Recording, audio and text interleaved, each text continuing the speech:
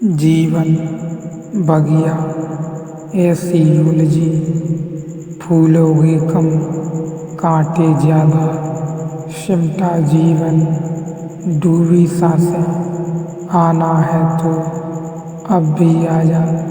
यदि आपने अंतिम प्रवचन पंचकोश के पार नहीं देखा है तो कृपया करके इस प्रवचन को अंत तक देखें। इसके बाद ही इस प्रवचन में प्रवेश करें। इस प्रथम अध्याय में पंच कोशों के पार, इन दो कोशों के भीतर रहने वाली मन आदि 14 इंद्रियों द्वारा जब आत्मा शब्दादि विषयों पर विचार करती है तब उसे मनोमय कोश कहते हैं।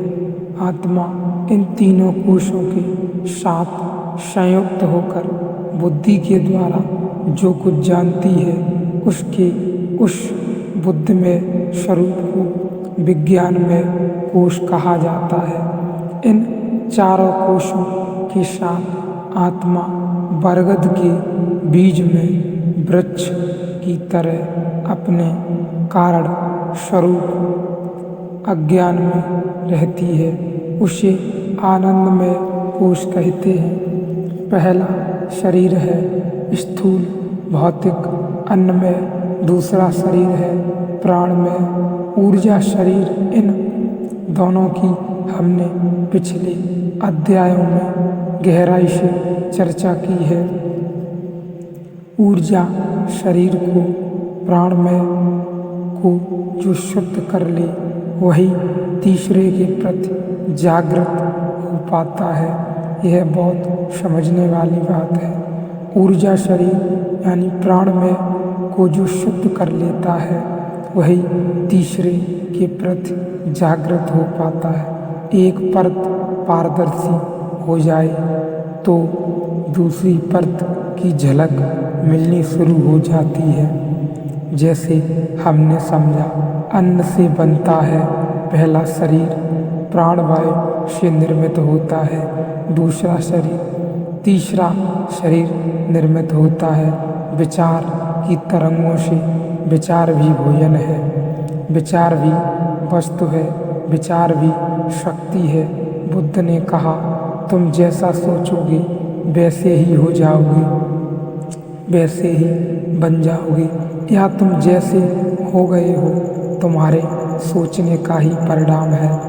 मन तक यह बात सही है, मनोमय कोश तक यह बात सही है और बुद्ध का वक्तव्य सही है, क्योंकि जिनसे उन्होंने कहा होगा उन्हें मन के पार का और कुछ भी पता नहीं है।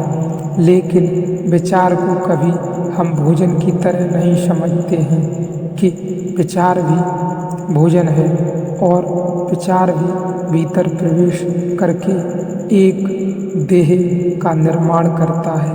इसे थोड़ा समझें तो ख्याल में आ जाएगा। कलकत्ता में 1901 बच्चा खो गया। कोई 7 वर्ष बाद पता चला वह बच्चा जंगल में है और एक शिकारी उसे वापस ले आया। एक भेड़िया उस बच्चे को उठाकर ले गया और शिकारी उसे वापस ले आया।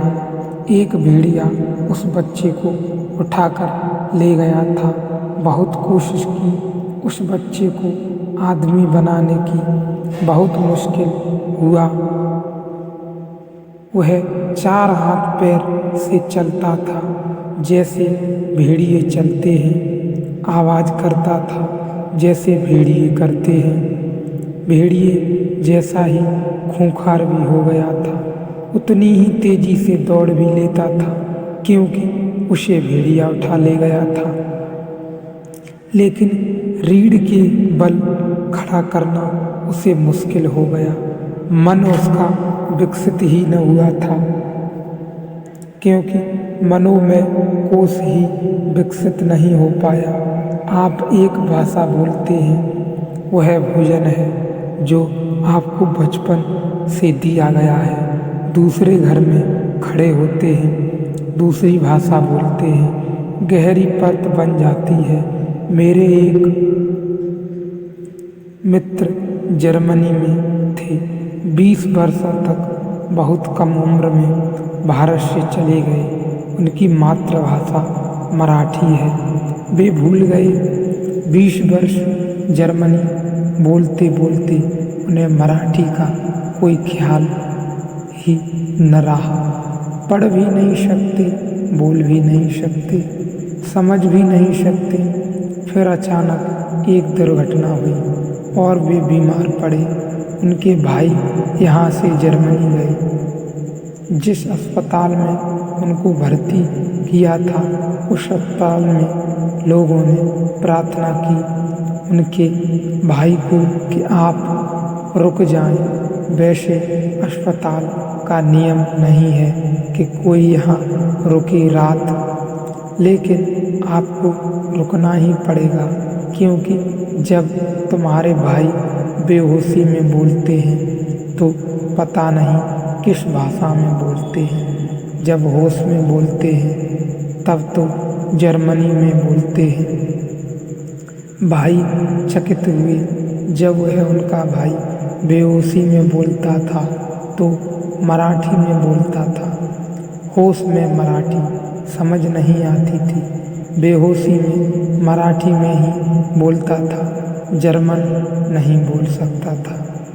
बेहोशी में जर्मन समझ भी नहीं सकता था। वह मनो में कोश की पहली परत जिस भोजन से बनी है वह गहरा है। इसलिए आदमी कितनी ही कोई दूसरी भाषा सीख ले, कभी भी ठीक मातृभाषा की गहराई उपलब्ध नहीं हो पाती।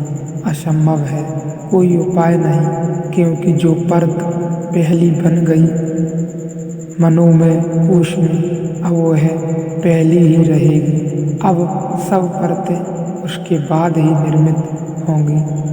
भाषा है, शब्द है, विचार है, इनसे एक देह हमारे भीतर निर्मित होती है। जितना सुसंस्कृत और सुशिक्षित व्यक्ति होता है उतनी बड़ी मनोमय देह होती है, लेकिन यह देह भी हमें देह की तरह दिखाई नहीं पड़ती और इसलिए बिना फिक्र किए कुछ भी मनोमय कोश में डाले चले जाते हैं। एक आदमी सुबह से अखबार पढ़ रहा है, उसे ख्याल भी नहीं हो सकता कि यह अखबार भी उसकी मनोमय देह का निर्माण करेगा। रास्ते पर चलते दीवारों के पोस्टर पढ़ रहा है, उसे ख्याल ही नहीं हो सकता ये जो शब्द उसके भीतर जा रहे हैं ये भी उसका मन निर्मित कर रहे हैं। हम अपने मन के निर्माण में इतने असावधानी एवं इतने असावधान हैं, इसलिए हमारी जिंदगी एक उपद्रव है। अगर इतनी ही असावधानी हम शरीर के निर्माण में भी करते एवं इतनी असावधानी बरतते तो शरीर भी एक उपद्रव हो जाए। हम कंकड़ पत्थर नहीं खाते हैं, लेकिन जहाँ मन का सवाल है हम कंकड़ पत्थर से भी व्यर्थ ही चीज़ें खाते हैं। वे सब हमारे मन को निर्मित करती हैं। जाने अनजाने हमारे मन में जो भी प्रवेश कर जाता है वह उसका हिस्सा हो जाता है, लेकिन हमें इसका बोध ही नहीं कि मनोकाया प्रतिपल निर्मित होती रहती है। जो सुनते हैं, जो पढ़ते हैं, जो सोचते हैं, जो भी शब्द भीतर गुजारित होता है वह सब मनो में कोश को निर्मित करता है। अगर आपसे आपका पड़ोसी कुछ कह रहा है तो आप कभी उससे यह नहीं कहते कि इस व्यर्थ को मेरे भीतर मत डालो। हालांकि आपको ख्याल में हो या न हो, डाल लेना आसान है, निकालना बहुत मुश्किल है, बहुत मुश्किल है। इस मनोमय की परत से निकालना बहुत कठिन है, डाल लेना सरल है।